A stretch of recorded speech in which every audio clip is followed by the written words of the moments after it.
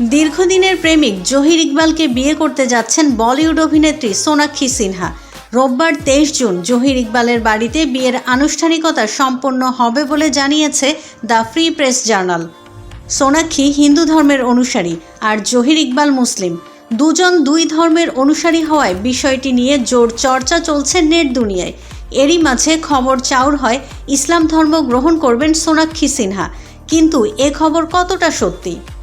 এ নিয়ে the free press জার্নালের সঙ্গে কথা বলেছেন জহিরের জুয়েলারি ব্যবসায়ী বাবা ইকবাল রত্নাসী। সোনাক্ষীর ইসলাম ধর্ম গ্রহণের গুঞ্জন উড়িয়ে দিয়ে তিনি বলেন, এটা নিশ্চিত সে ধর্মান্তরিত হবে না। মূলত এটা দুটো মনের মিলন। এখানে ধর্মের কোনো ভূমিকা নেই। আমি মানবতায় বিশ্বাস করি।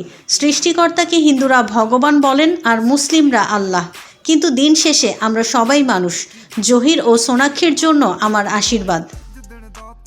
তাহলে সোনাক্ষী জহিরের বিয়ে কিভাবে হবে?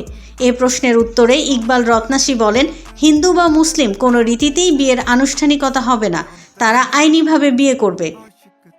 সোনাক্ষী ও জহির 2022 সালে একসঙ্গে ডাবল এক্সেল শিরোনামে একটি সিনেমাতেও অভিনয় করেছেন। তবে এর আগে থেকেই দুজনের সম্পর্কে ছিলেন। এবার বিয়ের মাধ্যমে নতুন জীবন শুরু করতে যাচ্ছেন তারা।